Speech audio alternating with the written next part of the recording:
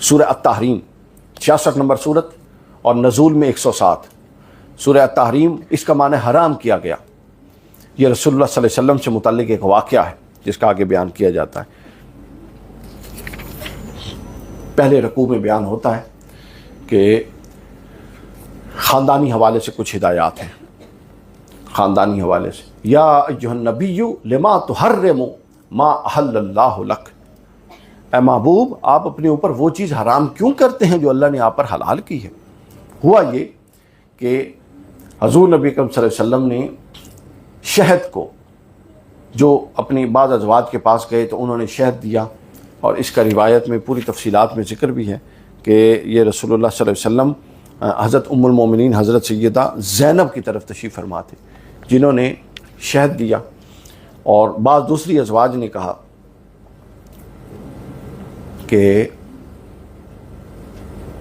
آپ کے جو مبارک منہ کے اندر سے مغافیر اس کی بو آ رہی ہے، اس کی خوشبو یعنی اس کی اسمیل آ رہی ہے. تو یہ مغافیر ایک پودا ہوتا ہے جہاں سے شہد کی مکھیاں شہد کو اکٹھا کرتی ہیں.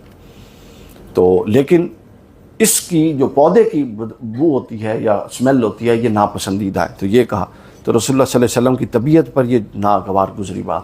اس کے بعد آپ نے فرمایا کہ میں آئندہ سے شہد نہیں لوں گا.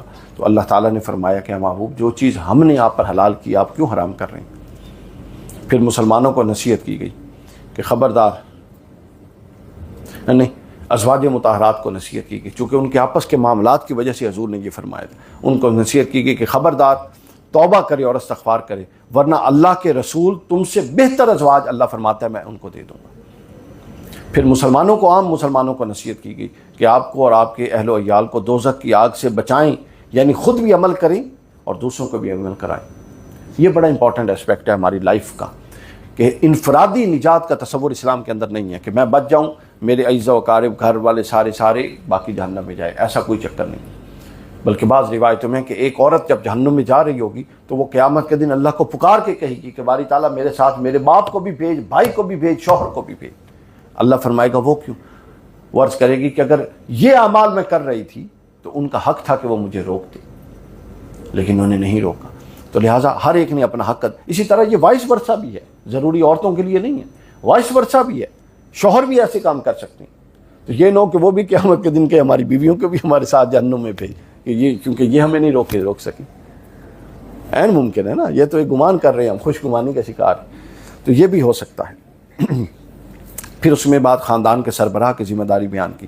پھر زوجین کی حقوق بیان کی کہ شوہر کو چاہیے، رسول اللہ کو اللہ رب العزت نصیحت فرماتے ہوئے کہ چاہیے کہ بیوی کی محبت میں اتنا مغلوب نہ ہو جائے کہ کسی ایسی شے کو جو اللہ نے حلال کی اپنے اوپر حرام کرنے لگ جائے، اور نہ اس کے الٹ ہو.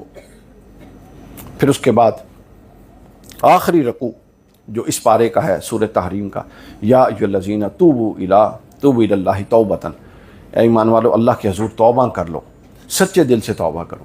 اور سچی توبہ میں ندامت، پھر دوبارہ گناہ نہ کرنے کا عزم، اس کے بعد اللہ کے آگے دوبارہ گناہ نہ کرنے کا عزم، اور پھر مستقبل کی زندگی میں اعمال صالحہ مستقبل بنیاد پر. جب یہ تین چیزیں پائی ہیں تو اس کو توبہ کہتے ہیں. یہاں پر ایک آخری اصول قرآن نے بیان کیا جس کو میں نے یہ 365 رسول میں لیا ہے، بہت زبردست. کسی کے ساتھ آپ کا تعلق آپ کی بخشش کی ضمانت نہیں. حتیٰ کہ صحیح بخاری مسلم میں حضور نے فرمایا حضرت سیدہ فاطمہ الزہرا سے فرمایا کہ میری بیٹی دنیا میں میرے مال سے جو لینا چاہتی ہو لے لو، قیامت کے دن میں کسی بھی معاملے میں تمہاری مدد نہیں کروں گا. یہاں پر دو قرآن نے مثالیں دی. ایمان کے بغیر نسبت اور قرابت کا فائدہ نہیں. یہاں دو عورتوں کی مثالیں دی، حضرت نوح کی بیوی کی اور حضرت لوط کی بیوی کی. جلیل القدر نبی، ان کی قربت میں رہنے والی، ان کے گھر میں رہنے والے، ان کے حرم میں رہنے والی دو عورتیں، اگر انہوں نے اللہ کا انکار کیا اور احکام کا انکار کیا تو دونوں کو جہنم میں ڈالا. عذاب آیا حضرت لوط کی قوم پر تو حضرت لوط کی بیوی پر بھی وہ عذاب اسی طرح پتھر برسے. تو ثابت ہو گیا کہ محض نسبت ضروری نہیں. ہاں جب نسبت ہو اور آپ صالحیت کی طرف چلے تو پھر کئی گنا رنگ لگ جاتا. اور دوسری مثال قرآن مجید نے دی حضرت، بولیے کس کی؟ حضرت آسیہ کی، جو فرعون کی بیوی. حضرت مریم کی بھی دی ہے لیکن زیادہ ریلیونٹ حضرت آسیہ کی جو فرعون کی بیوی تھی. اب دیکھیں فرعون جیسا سرکش جو کافر تھا، مرتد تھا، اپنے آپ کو خدا کہتا تھا، اس کی صحبت میں رہنے والی، اس کے گھر میں اور اس کے حرم میں رہنے والی ایک خاتون، لیکن اس نے اللہ کے ساتھ اپنا تعلق نہیں توڑا اور اس نے اصولوں پر کمپرومائز نہیں کیا اور اپنا عقیدہ اپنی جگہ پر رکھا، تو اللہ تعالیٰ نے اس کے قرآن میں مثال دی اور فرمایا کہ اللہ نے ان کو اپنے فضل سے بچا لیا۔ پھر اسی طرح حضرت سیدہ مریم سلام اللہ علیہا کا ذکر آیا۔ تو ان سارے تذکار سے مقصود کیا ہے؟ اب ہم اپنے اس آخری مقصود کی طرف چل کے اس بات کو ختم کرتے ہیں۔ مقصود یہ ہے کہ ہم نے قرآن مجید کو سمجھنے اور قرآن مجید پر عمل کرنے کی پوری کوشش کرنی ہے۔ ابھی میں 1 منٹ کے اندر جو ہم نے بیان کیا اس کا خلاصہ آپ کو بتانے لگا ہوں۔ اللہ تعالیٰ نے فرمایا، یہ سورت کا اس پارے کا آغاز ہوتا ہے، ان اللہ سمیع بصیر، اللہ سننے والا ہے۔ اللہ نے اس عورت کا شکوہ سن لیا، تو لہٰذا اللہ اپنے بندوں کو سننے والا ہے، تو اللہ یہ چاہتا ہے کہ میری ہر صفت میرے بندے اپنائیں، لہٰذا ہمیں بھی اللہ کے بندوں کو سننا چاہیے۔ پھر دوسرا زہار کا حکم ہے، وہ میں نے بتا دیا کہ اس طرح کے لا یعنی جملے اپنی فیملی، اپنے گھروں میں ایسا ہرگز نہیں بولنا چاہیے۔ کزنوں میں آپس میں جب تھوڑی فرینکنس ہوتی ہے تو اس طرح کے غیر محتاط جملے نہیں بولنے چاہیے۔ پھر اس کے بعد سرگوشی کا حکم تھا کہ سرگوشیوں میں ہمیشہ محتاط رہیں۔ پھر اس کے بعد مجلس کے آداب کا حکم تھا، کشادگی دیں، گھس کے بیٹھنے کی ضرورت نہیں ہے، کوئی بڑا آ جائے تو خود اٹھ جائیں، اور اٹھانے والے کو بھی چاہیے کہ ادب اور احترام کے ساتھ اٹھائیں۔ پھر درجوں کا بیان ہے۔ پھر اس کے بعد حزب الشیطان کا عمل بتایا گیا، منافقین اور حزب الشیطان وہ قسمیں کھا کے اپنی بات کا یقین دلاتے ہیں۔ پھر اس کے بعد بتایا گیا بنو نذیر کا واقعہ کہ کیسے ان کو مدینہ سے جلا وطن کیا گیا۔